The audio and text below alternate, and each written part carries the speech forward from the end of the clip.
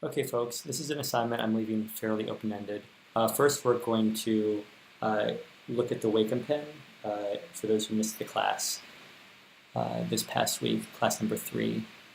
So I'm just going to start a project, and this will dovetail into the homework assignment. For those of you who missed the class, it's more important to do the exercises that are detailed in class 3, 12 principles of animation, etc., on the blog. For those of you who have completed that or did attend the class this past week, you can move on to the homework assignment for additional credit. If you miss the class and do the exercises on the class 3 blog posting, that will be the equivalent of a homework credit. If you do the assigned homework, then you can get further credit. So even if you missed last week's class, you can get mostly caught up grade-wise and content-wise. For those of you who were here this past week, it'll just be that much easier to be fully caught up.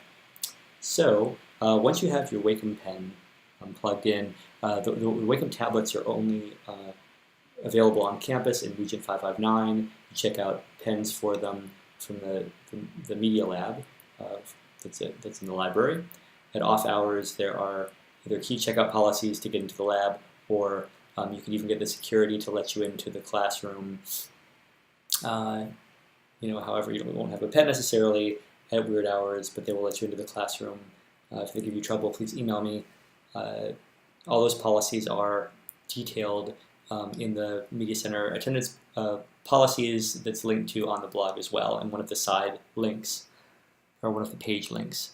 So you can look there for more information. Now, using the Wacom pen, it's pretty much like a mouse. You actually can scroll around. It should be mapped to the entire screen, like the entire board is the entire screen. I'm using it right now. In case you have never used one before and weren't here last class, the pen looks kind of like this. I have a very old pen. Here's the front end.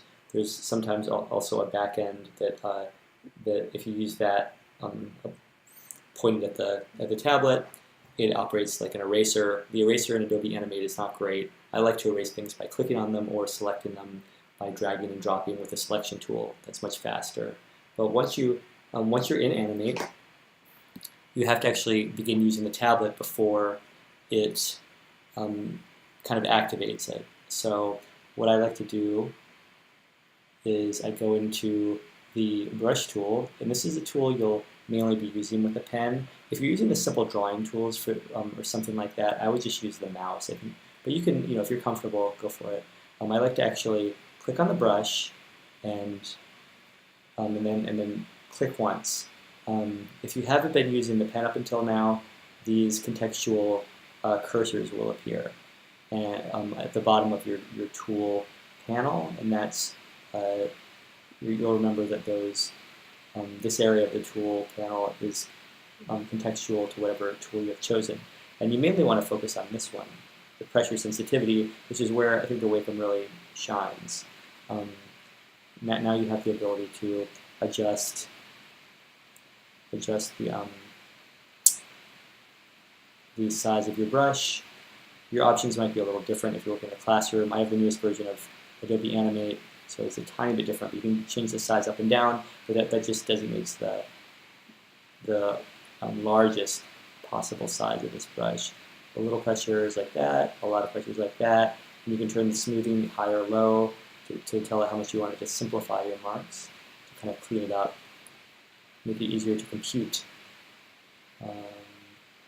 So that's basic drawing and painting, and these marks, the color of the marks is determined by the fill color, which is a little bit different than the other tools. You can still select them and manipulate them as you would any other drawing forms in Animate. You can do like gradients and stuff like that.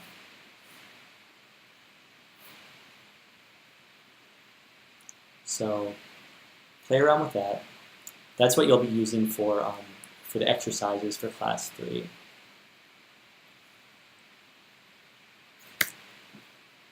So then once you're ready to do, we're on to the homework assignment, the pattern animation. Once you're ready to get your pattern, I recommend searching for any kind of any pattern that interests you by, and a pattern is some kind of visual motif that is repeated. So I'm thinking specifically about, like textile patterns or those kind of things. Anything from M.C. Escher's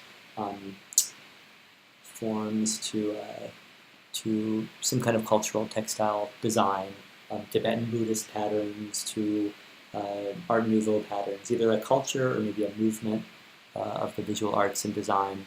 I really have been wanting to animate a Dutch wax pattern for a long time, so I searched for Dutch wax patterns. This is a kind of visual culture that is associated with the African diaspora communities in Western Europe, mostly England and other places. So these patterns are really interesting. There's, your pattern can have imagery or be entirely abstract. Either way, there's some cool stuff here, and we'll see. Like I've left the assignment fairly open-ended. Now I can't really decide. And you can find a pattern that's as big or as small as you like. I guess I'll just go with this. It's hard to resist, isn't it? I'm gonna download it. Download it to my desktop. Elegant accessories. Once you have your pattern downloaded, just go to File, Import to Stage, Desktop, and then find your file name. It'll import right away if you find that your image is too large or too small. As you know, and I'm using the mouse at this point, or my trackpad to be exact, because it's faster to do this kind of stuff than the Wacom. I go back and forth. You can click on this JPEG image that you brought in. It's a pixel-based image. And I'm going to use a free transform tool to hover over the corner and scale it down, holding Shift to maintain my proportions of the original image. And then here's another fancy feature, move the anchor point. You can determine the center of rotation and scaling. So now I have it scaled down a bit. I can either just leave it like this and animate as is. I'm not going to be too persnickety on this assignment.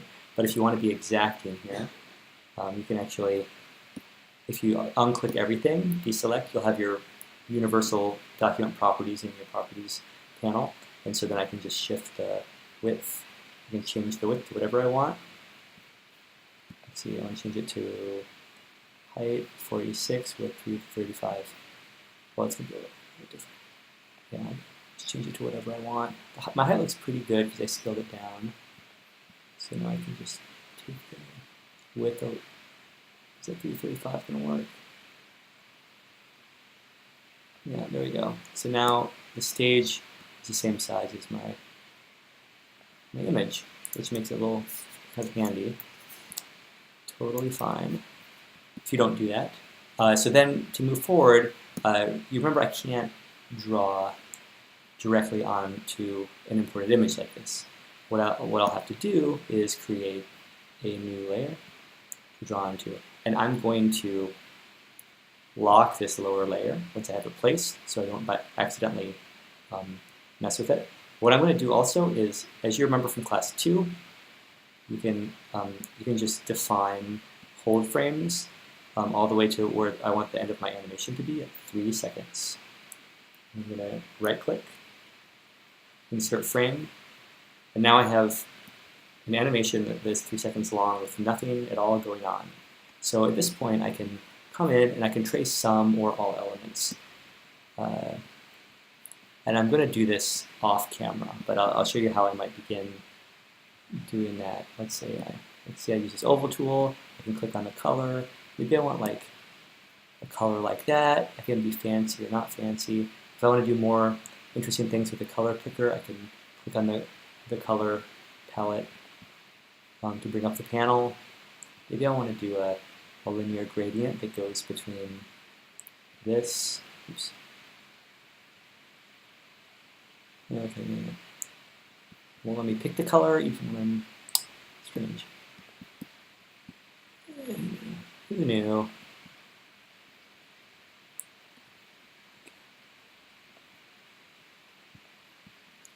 Color. Did I do this before, actually?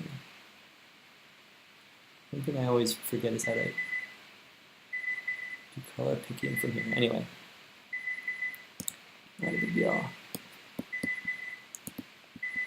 Okay, and I can begin by, there, that's about what I want. Something a little more like this. Get my colors. And then, thanks for that. And I can go in here and distort the shape to whatever I want. I can pitch it down, and I can start by doing things like that. I can also, in addition, use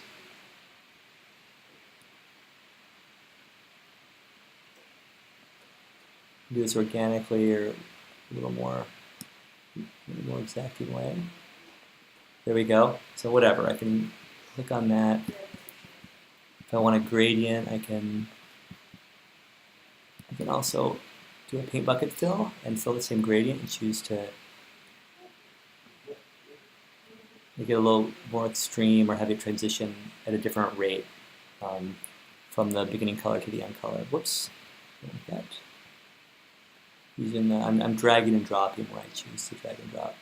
And once I have some of those things traced, I'm going to stop the recording now and pick it back up when I've traced some of my image. We don't need to trace all, it can just be a small part or various parts that you want to animate. And I'll come back when I have some of that traced.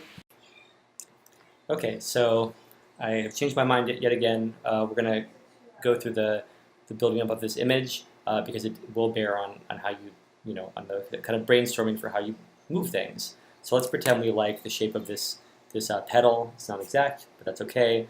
Say we want to duplicate a number of these. These things might all move together, so we'll put them on the same layer. But an easy way to duplicate this is you could just hit Command D, or under Edit in Animate, we'll say duplicate. Or you could also like copy and paste. But this is just one command, so we'll do that. You want to be aware of what layer you're working on. If I was actually being a conscientious animator, I would label this correctly, like petals or something. I'm going to change this to the free transform. Put it over here. Maybe scale it down a little. I'm going to now zoom in so I have more control, precise control. Duplicate again. You can also obviously move things with the free transform tool. Dupe again. Keep doing it. Dupe, dupe, dupe, dupe. This is where I should speed up the workflow. I'm only just going to do a few things to show you how I think through the process of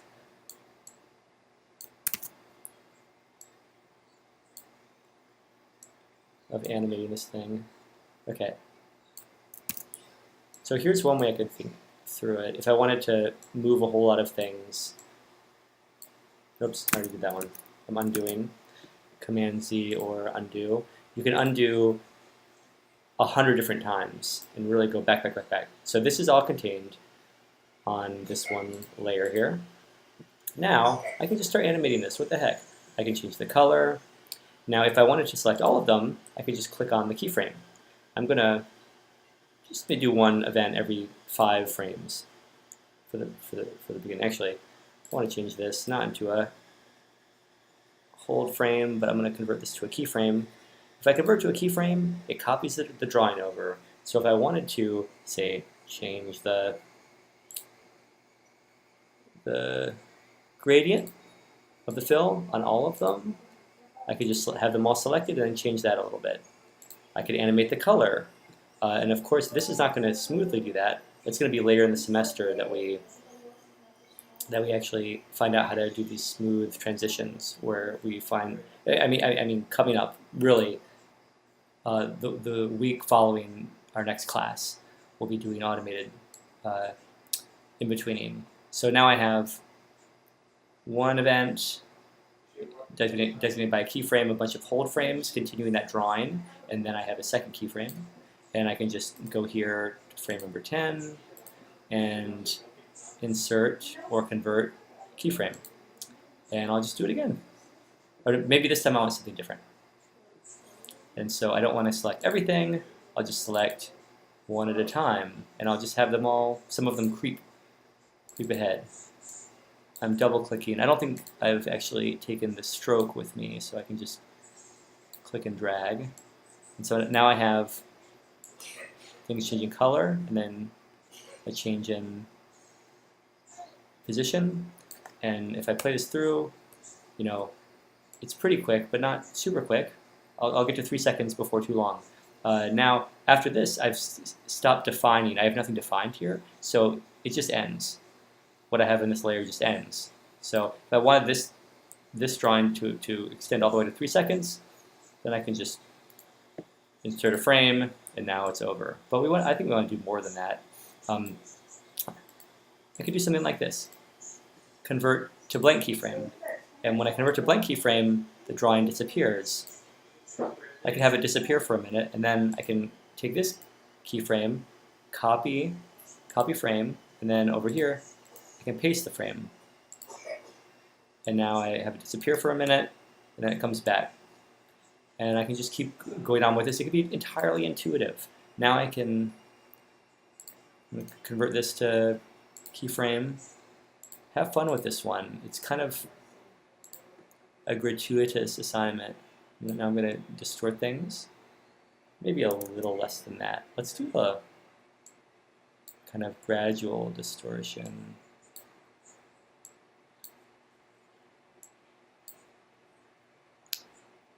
What have I done? I have an uneven number.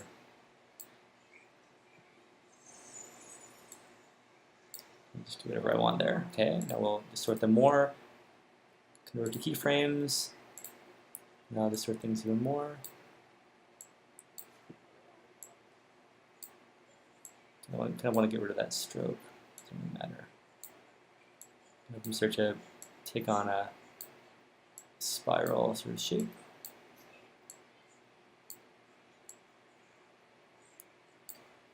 And I can have these ones kind of plump out a bit.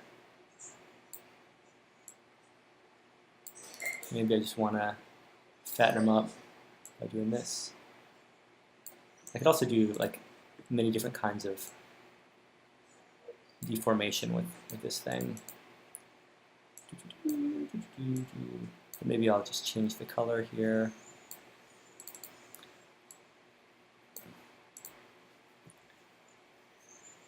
Let's change the color. I'm holding Command to select. Wait, it's not Command.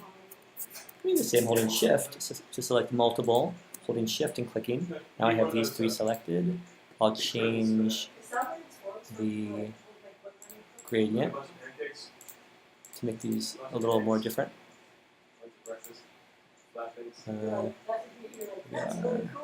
Yeah. No, because I've got this big Other people in the house.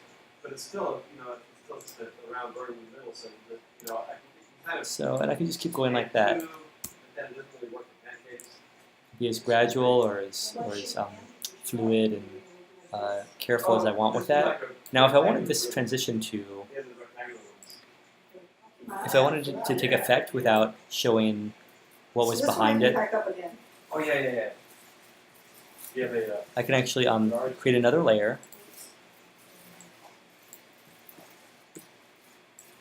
And let's see, I'm just going to do this freehand rather than do it using my typical drawing tools. I'm going to sample this color, and then let's just do, oh, too big. Too big. Let's see, just like kind of color this in. This is maybe too dark a color. I wanted like a blue. Doesn't matter. Doesn't matter.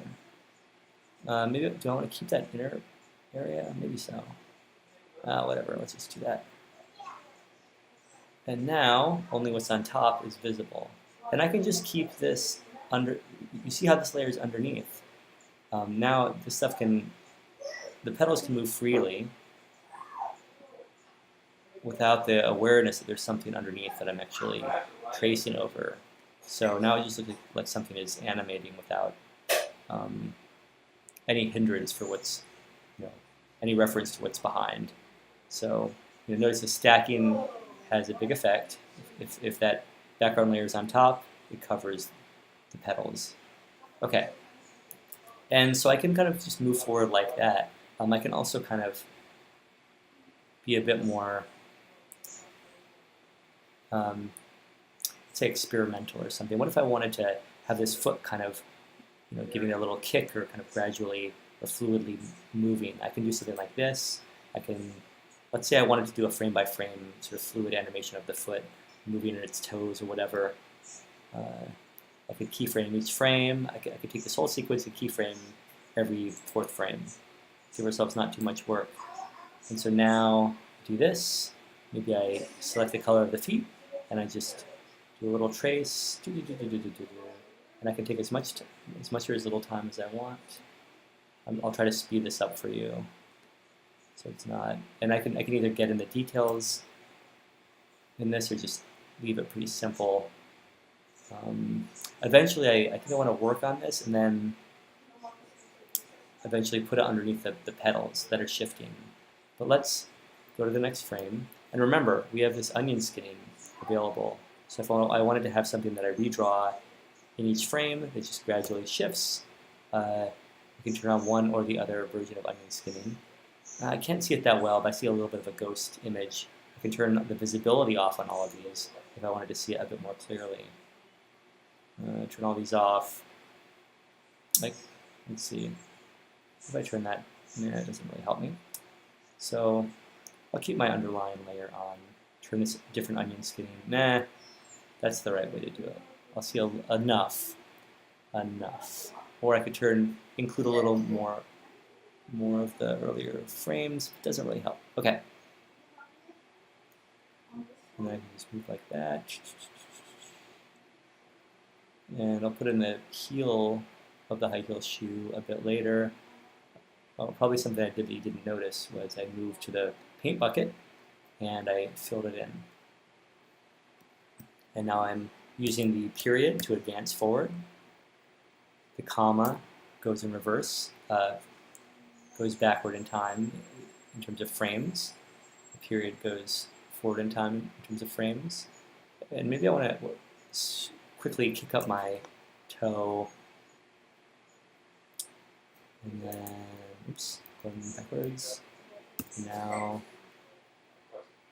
and I could just draw this one time and then select a toe in later frames and just move the toe by dragging it with a selection tool, something like that, or I can redraw things again and again, like this.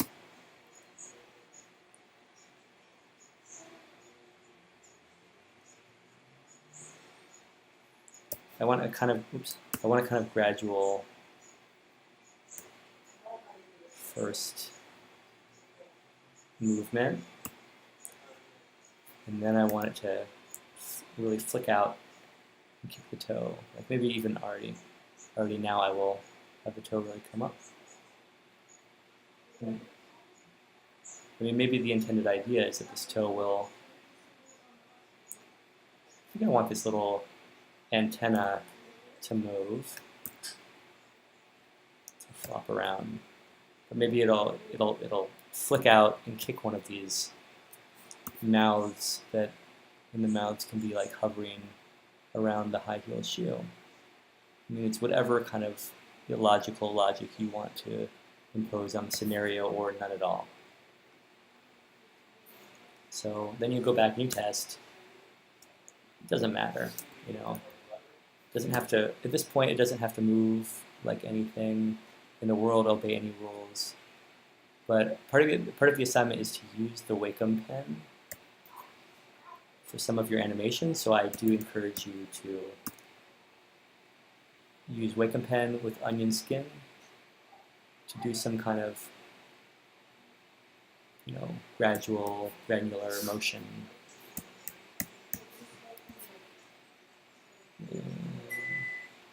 Will it go back to its original position by the end? That could be.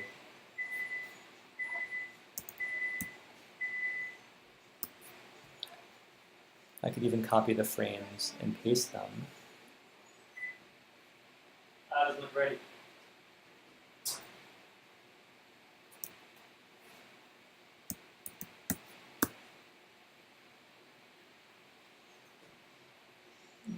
is good. Well, I mean, it came out clean, but it didn't look great. It doesn't look pretty dark.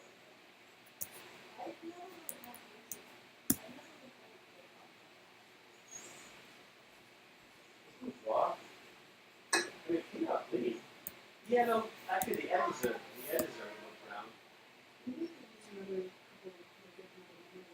Yeah. It came out clean. Oh, pasta.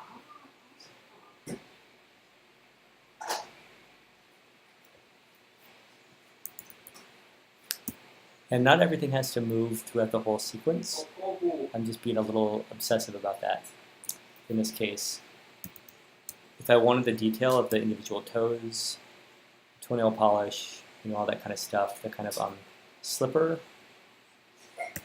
I could go back in frame by frame and then just change the drawing.